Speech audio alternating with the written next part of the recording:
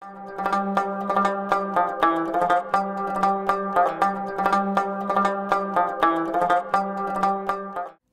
আলাইকুম রহমতুল্লাহি ওবরাকাত। সুপ্রিয় দর্শক শ্রোতা, সবাইকে শুভেচ্ছা জানিয়ে শুরু করছি রমজান উপলক্ষে আমাদের নিয়মিত আলোচনা অনুষ্ঠান আশুলিয়া সিটি সেন্টার রমজানের আলো। দর্শক, আজকের অনুষ্ঠানে আলোচনা করার জন্য আমাদের সাথে রয়েছেন বিশিষ্ট ইসলামী চিন্তাবিদ, কোরআনের আলো ফাউন্ডেশনের চেয়ারম্যান হাফেজ মাওলানা আবু ইউসুফ। আসসালামু আলাইকুম ওরহমতুল্লাহি ওয়াবারাকাতুহু। ওয়ালাইকুম আসসালাম। মোহতারাম, কেমন আছেন? আলহামদুলিল্লাহ ভালো আছি, আপনি ভালো আছেন? আলহামদুলিল্লাহ রাব্বিল আলামিন। সুপ্রিয় দর্শক, আমরা আজকে আলোচনা করব আদর্শ পরিবার গঠনে মাহে রমজান এই বিষয়টি নিয়ে। মোহতারাম, আমরা জানি রমাদানুল করিম আমাদেরকে কেবলমাত্র ইবাদতের শিক্ষাই দেয় না, এর সাথে সাথে সামাজিক শিক্ষা দেয়, সমাজ গড়ার শিক্ষা দেয়, আদর্শ পরিবার গড়ার শিক্ষা দেয়। তো আদর্শ পরিবার গঠনে মাহে রমজান কী শিক্ষা আমাদেরকে দিয়েছে, এই বিষয়ে যদি আপনি আলোচনা করেন। ধন্যবাদ আপনাকে, অনেক সুন্দর একটি বিষয়ের উপর আমাকে আলোকপাত করার জন্য যে আপনি সুযোগ করে দিয়েছেন। যে আসলে রমজান মাসে আমরা যে শুধুমাত্র একটি ইবাদত করব, শুধু তাই নয়। রমজান কিন্তু ইবাদতের মাস। রমজান যেমন কোরআন নাজিলের মাস, রমজান যেমন তাসবিহ তাহলিলের মাস, রমজান যেমন দান খয়রাত করার মাস, রমজান কিন্তু একটি প্রশিক্ষণের মাস। বান্দা সুন্দর একটি প্রশিক্ষণ নিতে পারে, আর এই প্রশিক্ষণটি যার যত বেশি ভালো হবে, সে তত বেশি তার বাকি 11টি মাস সুন্দরভাবে একটি মাসে যে যত বেশি করে প্রশিক্ষণ নিতে পারবে। বিশেষ করে মাওলানা ইউসুফ, একটি বিষয় আমি সংযোগ করছি আপনার সাথে, সিয়াম সাধনার যে কথাটা বলি, সাধনা যদি আমাদের অনেক বেশি হয়, যথার্থ পরিমাণ হয়, তাহলে কিন্তু বাকি 11টি মাস আমি সেভাবে আমার জীবনকে পরিচালিত করতে পারবো। অবশ্যই আপনি জানেন যে আমাদের দেশে ডিফেন্সে যারা আছে, সেখানে কিন্তু যে যত বেশি ভালো প্রশিক্ষক, মানে প্রশিক্ষণ যে যত বেশি ভালো নিতে পারবে, সে কিন্তু তার কর্মক্ষেত্রে তত বেশি ভালো অবদান রাখে, খুব সাকসেস, প্রমোশন তত বেশি হবে। ঠিক তেমনি ভাবে আজকে রমজান মাসে আমরা যারা দান খয়রাতের প্র্যাকটিস করেছি, রমজান মাসে যারা আমরা কোরআন তেলাওয়াতের প্র্যাকটিস করেছি, রমজান মাসে আমরা যারা সময়ের খুব গুরুত্ব আরোপ করেছি, যে ঠিক এই এতটা সময়, এত মিনিটে, এত সেকেন্ডে আজান হবে, আজান হওয়ার সাথে সাথে আমাদের ইফতার করতে হবে। আবার ঠিক সেহরির একটি নির্দিষ্ট সময় রয়েছে, এই নির্দিষ্ট সময় আমার সেহরিতে খেতে হবে, এবং সেহরি খাওয়ার পরে আবার ফজরের নামাজের সময় হয়ে যাবে, নামাজে যেতে হবে।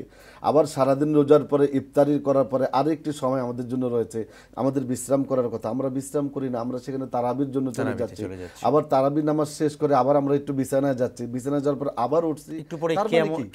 আল্লাহ পাক রব্বুল আলামিনের একটা সিস্টেম, মানে নিয়মাবর্তিতার যে বিষয়টি আপনি বলছেন, যে একটি নিয়ম মেনে টাইম মেনটেন করে আমাকে জীবনযাপন যে পরিচালনা করতে হবে। বিশেষ করে মাওলানা ইউসুফ, একটি বিষয় আমি বলি আপনার সাথে, যে অন্য সময় কিন্তু আমরা একই সময়ে খাবার গ্রহণ করি না। দুপুরে কেউ খাচ্ছে 2টায়, কেউ 1:30টায়, কেউ 4টায়, কেউ 3:30টায়, মানে ঠিক একটি যথাযথ নিয়ম নেই। অথচ আল্লাহ রাব্বুল আলামিন 5 ওয়াক্ত নামাজ ওয়াক্ত মতো আদায় করার নির্দেশ দিয়ে আমাদেরকে বলে দিয়েছেন, তোমাদের জীবনের সকল কাজ, সকল কিছু একটি নিয়ম মেনটেন করে সম্পাদন করতে হবে, একটা ডিসিপ্লিন মেনটেন করতে হবে সর্বক্ষেত্রে। এটা আপনি নামাজের ক্ষেত্রেও দেখেন, নামাজের ক্ষেত্রে কিন্তু আল্লাহ পাক রব্বুল আলামিন নামাজটা ফরজ করে দিয়েছেন। এখানে ধনী গরিব সর্বমহলের যারা সর্বজন যারা আছেন, এখানে আল্লাহ পাক রব্বুল আলামিন কিন্তু এই জিনিসটা এইভাবে ভাগ করে দেন নাই, সামনের কাতার অমুক দাঁড়াবে, আমির দাঁড়াবে, দ্বিতীয় কাতার ফকির দাঁড়াবে, তৃতীয় কাতার, এইভাবে কিন্তু দেন নাই। ঠিক রমজান মাসে আল্লাহ পাক রব্বুল আলামিন এখানেও একটা ডিসিপ্লিন, কখন আপনি সাহারি খাবেন, কখন আপনি ইফতার করবেন, কখন আপনি সালাত কায়েম করবেন। আর বিশেষ করে আমি এই রমজান উপলক্ষে যে শেষ গভীর রজনীতে আমরা যে ইবাদতটি করে থাকি, যে আমরা কিয়ামুল লাইল করে থাকি, এটার গুরুত্ব যে কত বেশি, যে এই কিয়ামুল লাইল অভ্যাস সারা মাস সারা বছর কিন্তু আমরা তেমন পাই না। যে অনেক সময় হয়তো বা দুনিয়াবি ব্যস্ততার কারণে, বা অনেক সময় দেখা যায় আমরা নানা ব্যস্ততার কারণে আসলে রাতে শুতে একটু দেরি হয়ে যায়, এই যে নিয়মিতভাবে হয়তো বা অনেকগুলো দিন পার হয়ে গেছে, আমরা জানি না যে আমরা কতটুকু এই রমজান মাসে আমরা ইবাদত করতে পেরেছি। আমি বিশেষভাবে অনুরোধ করবো যে অন্তত কিয়ামুল লাইলের কথা নিয়ে মাওলানা ইউসুফ আপনি বলছেন, আমি ফিরে আসবো আপনার কাছে। খুবই গুরুত্বপূর্ণ একটি বিষয় আপনি কথা বলছেন একটি ছোট বিরতির পর। প্রিয় দর্শক, আপনারা দেখছেন আশুলিয়া সিটি সেন্টার রমজানের আলো অনুষ্ঠানের পর্যায়ে নিচ্ছে একটি বিরতি, একটু পরে ফিরছি, আমাদের সঙ্গে থাকুন। দর্শক, বিরতির পর আবার আমন্ত্রণ আশুলিয়া সিটি সেন্টার রমজানের আলো অনুষ্ঠানে। মাওলানা ইউসুফ, আপনি কিয়ামুল লাইল নিয়ে বলছিলেন। যে অত্যন্ত গুরুত্বপূর্ণ একটি আমল এই কিয়ামুল লাইল, যে আমরা অন্তত 2 রাকাত করে 4 রাকাত অন্তত পক্ষে মিনিমাম 4 রাকাত আদায় করে আমরা যদি আল্লাহ পাক রব্বুল আলামিনের কাছে ফরিয়াদ করতে পারি যে আল্লাহ পাক রব্বুল আলামিন যে রমজান মাসে এই শেষ রজনীতে, একটা হলো সাহারির বরকত আর একটা হলো কিয়ামুল লাইলের বরকত, আমরা ওই সময় আল্লাহ পাক রব্বুল আলামিনের দরবারে দোয়া করতে পারি যে আল্লাহ পাক রব্বুল আলামিনের জন্য, আমার পরিবারের জন্য, আমার সন্তান এবং বিশেষ করে একটা আদর্শ পরিবার, যেটি নিয়ে আমরা কথা বলছি, একটি পরিবার যদি আল্লাহ রাব্বুল আলামিন আদর্শ করে দেয়, শান্তিময় একটি পরিবার দিন আমাদেরকে, তাহলে গোটা দুনিয়ায় শান্তি। হ্যাঁ, আপনি কিন্তু আশ্চর্য হয়ে যাবেন, আমাদের দেশে অনেক সম্পদশালী ব্যক্তি রয়েছেন যাদেরকে অঢেল সম্পদ আছেন, কিন্তু পরিবারে শান্তি নেই, সুখ নেই। যেমন আমি একটা মসজিদের সাথে সম্পৃক্ততা থাকার কারণে কিন্তু এই অভিজ্ঞতাটা আমার, অনেক মুসল্লিরা আপনার কাছে বলছেন যে পরিবারে শান্তি রক্ষার জন্য আমরা কি আমল করতে পারি। সন্তান কথা শুনছে না, বা আপনার মেয়ে কথা শুনছে না, বা মেয়ে অবাধ্য হয়ে গেছে, সন্তান অবাধ্য হয়ে গেছে, এর কারণ কি? এর কারণটা কিন্তু আমরা খুঁজে বের করতে হবে। পয়সা এবং অর্থই কিন্তু আমার সুখের মূল নয়, এবং শান্তির জায়গাটা কিন্তু আল্লাহ পাক রব্বুল আলামিন ব্যবস্থা করে দিবেন। সুতরাং আজকের এই রমজান মাসের এই শেষ রজনীতে আমরা কিন্তু আল্লাহর কাছে ফরিয়াদ করতে পারি যে আল্লাহ পাক রব্বুল আলামিন, আমার সন্তানটি অবাধ্য হয়ে গেছে, রব্বুল আলামিন পৃথিবীর কেউ পারবে না ফিরাতে, তুমি পারবে, তুমি তার প্রতি করুণা করো, তুমি তার প্রতি রহমত করো, এবং তুমি আমার সন্তানকে আমি মা বাবার বাধ্য করে দাও। এই বাবা যদি প্রতিদিন দোয়া করে আল্লাহ পাক রব্বুল আলামিন অবশ্যই কিন্তু মা বাবার দোয়া কবুল করে নেবে। আর বিশেষ করে যেহেতু আমরা রমজানের শেষ দিকে চলে আসছি, আপনি জানেন আরব কান্ট্রিতে এখনো আছে যে তারা কিন্তু শেষের দিকে রাত্রে কিন্তু তারা ঘুমায় না, তারা উদ্গ্রীব হয়ে থাকে, মনে হচ্ছে যেন তারা প্রতিযোগিতা করতেছে। আর আমাদের সমাজে কিন্তু এটা নেই। বিশেষ করে আমি আমাদের দেশের কথা বলবো, আমাদের দেশের একটি ঘোষণা আসছে যে 27শে রমাদান, যে 26শে দিবাগত রাত্রে রমজান মাস হবে, 27শে রাত্র কদরের রাত্র, ওই রাত্র শুধু ইবাদত করব, আর কোনো রাত্রে আমাদের ইবাদত। দেখা যাচ্ছে মাওলানা ইউসুফ যে আমরা 27শে রাতে 26শে রাতে ইবাদত করছি, পরের দিন অনেকে ফজর পড়ছে না, অনেকে আল্লাহ না করুক রোজাও রাখছেন না, অথচ এর আগের দিন রাতে উনি মসজিদে ছিলেন। তো 27শে এই কদরের রাতটি আমি পালন করে আমার জীবনে যদি এটির শিক্ষা অর্জিত না হয়, তার কোনো প্রভাব না আসে, তাহলে তো আমি আসলে প্রকৃতভাবে সেটি উদযাপন করলাম না। সেটা তো আছে, কিন্তু আমাদের কথা হইল যে বেজর যে রাত্রগুলো শেষের 10-এর দিকে কিন্তু আপনার এই কদরকে তালাশ করতে হবে। রাসূল প্রতিটি বেজর রাত্রির কথা বলেছেন শেষ দশকে, এটা কিন্তু আমরা আলোচনায় আমাদের আসে। আজকে আলহামদুলিল্লাহ আমি মনে করি যে আমাদের দেশের এটা আল্লাহর অশেষ মেহেরবানি যে এখন বর্তমানে কিন্তু মিডিয়াতে প্রচুর আলোচনা হচ্ছে যে রমজানের শেষ দশকে রাসূলের হাদিস দিয়ে, কোরআনের আয়াত দিয়ে কিন্তু আমরা আলোচনা করছি, আমরা আলোচনা অনেক শুনছি, কিন্তু আমরা কিন্তু আমল করছি না। সুতরাং আমি আজকের এই অনুষ্ঠানের মাধ্যমে আমি সুপ্রিয় দর্শকদেরকে বিনীতভাবে অনুরোধ করব যে আমরা রমজানের শেষ দশকে, যেহেতু 20টি দিনই কিন্তু আমরা পার করে দিয়েছি, আমরা প্রতিটা বেজর রাত্রি আমাদের সাধ্য অনুযায়ী আমরা শুধু একাই ইবাদত করব না, আমাদের পরিবার পরিজনকে নিয়ে আমরা এই সাধ্য অনুযায়ী আমরা ইবাদত করব এবং কদর তালাশ করব, এবং আল্লাহ পাক রব্বুল আলামিনের কাছে ফরিয়াদ করব, রব্বুল আলামিন লাইলাতুল কদরি খায়রুম মিন আলফি শাহর, যে রাত্রের কথা তুমি বলেছো রব্বুল আলামিন হাজার মাসের চেয়ে উত্তম, রব্বুল আলামিন ওই রাত্রের পুরোপুরি ফজিলত থেকে আমাদেরকে তুমি বঞ্চিত করো না, ওই রাত্রের খাতিলে আমাদেরকে মাফ করে দাও, পরিবার পরিজনকে মাফ করে দাও, যাদের মা বাবা হারিয়ে গেছে তাদের জন্য দোয়া করতে পারে। আল্লাহ 11টি মাস পরে এই রমজান মাস দিয়েছো, রব্বুল আলামিন শেষ হয়ে যাক, আমরা এটাই আল্লাহর কাছে কামনা বাক্যে প্রার্থনা করছি, এবং বিশেষ করে আপনাকে অনেক ধন্যবাদ জানাচ্ছি, আপনাকে অনেক মোবারকবাদ জানাচ্ছি। দর্শক, অনুষ্ঠানে এ পর্যায়ে নিচ্ছে আরেকটি বিরতির পর ফিরে এসে আমরা দেখব হামদর্দ স্বাস্থ্য কথা।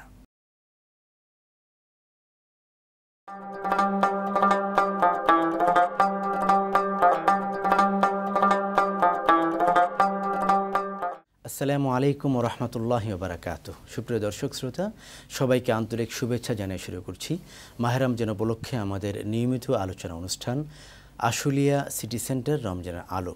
দর্শক, আলোচনা করার জন্য আজকে আমাদের সাথে রয়েছেন বিশিষ্ট ইসলামী চিন্তাবিদ ও প্রখ্যাত মিডিয়া ব্যক্তিত্ব মাওলানা ইলিয়াস ইব্রাহিম বিক্রমপুরী। আসসালামু আলাইকুম ওয়া রাহমাতুল্লাহ। সুপ্রিয় দর্শক, আমাদের আজকের আলোচনার বিষয় শবে কদরের তাৎপর্য ও ফজিলত। মহতারাম, আমরা যেটি জানি যে এই রাতটির জন্য কিন্তু গোটা মাস আমরা অপেক্ষা করি, আর এই মাসটির জন্য অপেক্ষা করি বাকি 11টি মাস। সেই ফজিলতপূর্ণ মহিমান্বিত রাত শবে কদর, এই সম্পর্কে আপনি যদি আলোচনা করেন। সম্মানিত উপস্থাপক, আপনাকে আন্তরিক মোবারকবাদ ও শুভেচ্ছা। আজকে অত্যন্ত গুরুত্বপূর্ণ একটি বিষয়ে আপনি অবতারণা করলেন, আর তা হলো পবিত্র শবে কদর। দেখুন, এই শবে কদরের রাতটি এটা হাজার মাসের চাইতে উত্তম।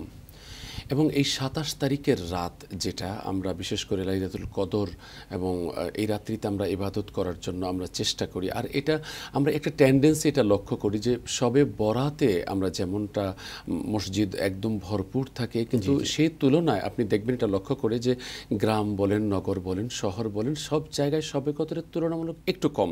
কিন্তু কেন এই অনীহাটা, এটা বুঝি না। যেখানে আসলে ভরপুর আরো বেশি থাকার কথা, আরো বেশি থাকা দরকার, মানুষের মাঝে আরো বেশি থাকা দরকার ছিল। দেখেন এটা আপনার শবে বরাতের রাত্রিতে আল্লাহ নিসফু মিন শাবান যেটা বলা হয়েছে যে কুল্লু মাউলুদিন ফি হাযিহিস সানা ওয়া কুল্লু হালিকিম মিন বানি আদম ফি হাযিহিস সানা ওয়া ফিহা তুরফাউ আমালুহুম ওয়া ফিহা তুরযাকু আরযাকাহুম, যে মানুষ আগামী একটা বছর তার জন্ম মৃত্যু আল্লাহ পাক এগুলো একটু এখানে লিপিবদ্ধ করেন। এটা তো আগে হয়েছে, কিন্তু এক বছরের আবার ফেরেশতাদেরকে যেটা হস্তান্তর করা হয় বিষয়টা। জি, আর এখানে এটাকে আপনার মুকাররার করা হয়, একেবারে ফাইনাল করা হয় এটাকে এই শবে কদরের রাত্রিতে। এখন শবে কদরের রাতটা কোন তারিখে? আমরা তো এটা একটা হিসাব করি, এটা যে 27, আসলে 27-এর কিন্তু একটা বৈজ্ঞানিক একটা মিল আছে। আপনি দেখুন এখানে এই সূরা কদর, এই কদরের রাত্রির নামে আল্লাহ পূর্ণাঙ্গ একটি সূরা নাজিল করেছেন, সূরা কদর এটা। এবং এই সূরা কদর কিন্তু কোরআনুল কারীমের ভিতরে 97 নম্বর সূরা, এখানে 7-এর একটা মিল আছে। অন্যদিকে আপনি দেখেন যে লাইলাতুল কদর এই শব্দটা সূরা কদরের ভিতরে পরপর 3 বার এসেছে। ইন্না আনজালনাহু ফি লাইলাতুল কদর ওয়া মা আদরাকা মা লাইলাতুল কদর লাইলাতুল কদরি খায়রুম মিন আলফি শাহর। পরপর এই 3 জায়গায় আসায় এখানে 9টা করে অক্ষর আছে, 9 9 9 গুণন এখানে 3 27 হয়ে যাচ্ছে। এখানে 7-এর একটা মিল আছে, মানে সাথে শহর আরেকটি যুক্তিকতা আরেকটা আছে যে চেহারার ভেতরে আমরা দেখতে পাই যে 7টা ছিদ্র আল্লাহ পাক আমাদেরকে দিয়েছেন এবং 7টা অঙ্গ স্পর্শ করে মাটিতে আমরা কিন্তু আল্লাহকে সিজদা করি। মক্কাতুল মুকাররমায় তাওয়াফ যখন আমরা করি, হজ ওমরা করতে গিয়ে 7 বার আমরা তাওয়াফ করছি। এরপর আপনি দেখুন যে 7 দিন আমাদের এক সপ্তাহ হচ্ছে। এরপর আবার আসমান আল্লাহ পাক 7টা তৈরি করেছেন। তো ঠিক এমনি ভাবে আমরা এই 7-এর একটা অমোঘ মিল আমরা পেয়ে যাচ্ছি সবকিছুতেই 7-এর ভিতরে আমরা পাচ্ছি। এবং আমরা অনেকে বলি এটা যে একটা খুব ভালো নাম্বার 7, লাকি 7, আমরা অনেক সময় একটা বলে থাকি এইরকম। কিন্তু সব দিক থেকে অলওয়েজ মিল করে আমরা যদি দেখি যে 27 তারিখের এই রাতটা অত্যন্ত একটা মহিমান্বিত মর্যাদার একটা রাত। প্রিয় দর্শক, আপনারা দেখছেন আশুলিয়া সিটি সেন্টার রমজানের আলো অনুষ্ঠানে। এ পর্যায়ে নিচ্ছে একটি বিরতি, একটু পরেই ফিরছি। আমন্ত্রণ আশুলিয়া সিটি সেন্টার রমজানের আলো অনুষ্ঠানে। মহতারাম, আপনি যেটি বলছিলেন। জি, সম্মানিত উপস্থাপক, আপনাকে আবারও শুকরিয়া জানাচ্ছি যে আজ আমরা মহিমান্বিত রাত শবে কদর মর্যাদার আসনে আল্লাহ পাক এই রাতটিকে অনেক উচ্চ আসনে দিয়েছেন। রাসূল করিম সাল্লাল্লাহু আলাইহি ওয়াসাল্লাম যখন বনি ইসরাইলের বিভিন্ন আবেদদের কথা যখন বলছিলেন যে কেউ 800 বছর 500 বছর দুনিয়াতে থেকে দিন ভর রোজা রেখেছে, রাত ভর ইবাদত করেছে, তাদের ভাগ্য কত ভালো। বনি ইসরাইলে অনেক লোক তো ছিল যারা 1000 বছর আল্লাহর রাস্তায় জিহাদ করেছে, আল্লাহর জন্য কাটিয়ে দিয়েছে। হ্যাঁ, তো এমনটা যখন বলছিলেন নবীজি, তখন সাহাবায়ে কেরাম রিদওয়ানুল্লাহ তাআলা আনহুম আজমাইনগণ খুব আক্ষেপ করে তারা বলছেন, হায় আমরা যদি এমন লম্বা সময় পেতাম তাহলে আমরাও তো ইবাদত বন্দেগী করতাম। তখনই আল্লাহ রাব্বুল আলামিন এই মুমিনদের অন্তরকে আরো শীতলতা করবার জন্য, শীতল করার জন্য এই শবে কদরের এই মেসেজ আল্লাহ পাক হযরত জিবরাইল আমিনের মাধ্যমে পাঠালেন যে সামান্য 8 ঘন্টা 9 ঘন্টা এতটুকুন সময় তোমরা যদি ইবাদত বন্দেগী করো তাহলে 83 বছর একটা মানুষের লাইফ আমরা আজকে দেখি যে গড় ধরুন আপনি 52 55 বা 60, কিন্তু একটা এখানে 83 বছর 4 মাস ইবাদত করার চাইতো, কবুল ইবাদতের চাইতো বেশি ইবাদত করার সওয়াব আল্লাহ তাআলা, মানে একজন মানুষ গোটা জিন্দেগি ইবাদত করলেও তার ইবাদত কবুল হবে কি এটা কিন্তু আমরা জানি না। কিন্তু আল্লাহ রাব্বুল আলামিন এখানে বলে দিয়েছেন যে কেউ যদি শবে কদরের গোটা রাতটি ইবাদতের মাধ্যমে কাটাতে পারে তাহলে তার কবুল যে 84 বছর 4 মাস 83 বছর 4 মাস ইবাদতের সওয়াব। এখানে আমরা একটা ভুল করি, সেটা হলো যে আমরা 27 তারিখ কোনটা আবার এত কষ্ট করব। আমি বলবো দেখেন যে আজকে আমরা কিছু পেতে হলে কিছু দিতে হয়, এটা আমরা জানি। আজকে দেখেন আমরা কোনো কনফারেন্স কনফারেন্সে অথবা কোনো সেমিনারে অথবা ধরেন বড় বিশেষ কোনো আয়োজনে এটা আমরা সেখানে পার্টিসিপেট করব। তো এটার জন্য আমাদের হয়তো টিকিট লাগবে, বা ধরুন কেউ হয়তো কোনো দেশে যাবে, এটার জন্য তার এম্বাসিতে লম্বা একটা লাইন করে তাকে এখানে অপেক্ষা করতে হয়, একটা সেট আপ গেট আপ সব কিছুর একটা ব্যাপার আছে এখানে। ঠিক এইরকম সবে কদর পাবো। তো এটার জন্য নবীজি যেখানে বললেন যে তাহাররু লাইলাতুল কদরি ফিল আশরি মিন আওয়াখিরি রমাদান, যে শেষের দশকে তোমরা তালাশ করো। তো এর ভিতরে যে 5টা বেজর রাত আছে, তো এই 5টা বেজর রাত ধরুন না আপনি যে 8 ঘন্টা করে, আমাদের হয়তো 40 ঘন্টা হবে, সামান্য এই 40 ঘন্টা সারা বছরের মাত্র 40টি ঘন্টা। হ্যাঁ, এই 40টা ঘন্টার ইবাদতের ভেতরে আল্লাহ পাক আমাকে দিতে পারেন সেটা। আমি আরেকটু যদি বলি আপনাকে মোহতারাম, এটা আপনার মাধ্যমে সম্মানিত দর্শক শ্রোতাদেরকে, যে আমরা দেখি সাগরের তলদেশে বা এক প্রান্তে একটা ঝিনুক সেখানে পড়ে থাকে, যখন এই বৃষ্টি হতে থাকে বাইরে, এই ঝিনুককে আল্লাহ রাব্বুল আলামিন আরো দামি করবার জন্য তার পেটের ভিতরে মুক্তা তৈরি করবার মতো আল্লাহ পাক এক ক্ষমতা তাকে দান করেন। আর তা হলো বৃষ্টি আকাশ থেকে আসবে, একটা ফোঁটা বৃষ্টি ঝিনুকের পেটের ভিতরে যাবে, মুখ বন্ধ করবে, আর দিনের পর দিন, সপ্তাহের পর সপ্তাহ, মাসের পর মাস সে ওই অবস্থায় পানির নিচে অপেক্ষা করবে। এরপর এখান থেকে সেই সাগরের জেলেরা, সেই দক্ষ দক্ষ জেলেরা এটাকে আবার উঠাবে, এখান থেকে মুক্তা বের করবে, আর মানুষ একে ব্যবহার করবে। তো এভাবে যদি একটা ঝিনুক তার ভেতরে মুক্তা তৈরি করবার জন্য অপেক্ষা করতে পারে, আমরা কেন পারবো না? আপনি দেখেন আরেকটু যে এই রাত্রিতে ইবাদত বন্দেগী বান্দাবান্দি কিভাবে করবে, টেন্ডেন্সি কত ছিল মানুষের ভিতরে, তার ভিতরে কিউরিওসিটি কত ছিল, ইবাদতের প্রতি আগ্রহ কি পরিমাণ ছিল, যে মা আয়েশা সিদ্দিকা রাদিয়াল্লাহু তাআলা আনহা প্যারা নবী সাল্লাল্লাহু আলাইহি ওয়াসাল্লামকে জিজ্ঞাসা করলেন, ইয়া রাসূলুল্লাহ, ইয়া হাবিবাল্লাহ, আমি যদি লাইলাতুল কদরের রাত পাই, আমি কোন দোয়াটা পড়ব, কোন ইবাদত করব? প্যারা নবী বলেছিলেন, আল্লাহুম্মা ইন্নাকা আফুবুন তুহিব্বুল আফওয়া ফাফু আন্না ইয়া করিম। আল্লাহ, তুমি ক্ষমাকে ভালোবাসো, আল্লাহ আমি গুনাহগার, তুমি দাও না আমাকে মাফ করে। আমরা পারি এই কদরের রাত্রিতে অধিক পরিমাণে তওবা করতে, কোরআনুল কারীম তেলাওয়াত করতে, কবরস্থান জিয়ারত করতে, এবং বিগত দিনগুলোতে যেভাবে সিয়াম পালন করা দরকার ছিল করতে পারিনি। আল্লাহর কাছে দুফোঁটা চোখের জল ছেড়ে যদি আমরা মালিককে আমরা ডাকতে পারি, চাইতে পারি, তাহলে মালিক কবুল করুন। পরিশেষে যে কথাটা আমি বলতে চাই, আপনি দেখুন যে যখন একটা ছোট্ট বেবি বাবাকে বাবা বলে ডাকে, মাকে মা বলে ডাকে, যখন বাবা মা এভাবে ডাকে, মা বাবা কিন্তু ততটা খেয়াল করেন না। যখন বলে বাবা মা, যখন এভাবে বলে ডাক দেয়, তখন কিন্তু মা হাতের কাজটা রেখে বাচ্চার কাছে চলে আসে, ছুটে আসেন বাচ্চা, বাবা হাতের কাজটা রেখে চলে আসে। ঠিক এই রকম বান্দা বান্দি যখন রাতে দিনে যখন আল্লাহকে আল্লাহ বলে যখন ডাকতে থাকে, মালিক বলে যখন ডাকতে থাকে, আল্লাহর কুদরতি অন্তরে মানুষের চাইতে বেশি মহব্বত আল্লাহর কুদরতি অন্তরে আল্লাহ পাক সেই দয়া দিয়ে, মায়া দিয়ে বান্দাকে আপন করেন, গুনাহগুলোকে গোপন করেন।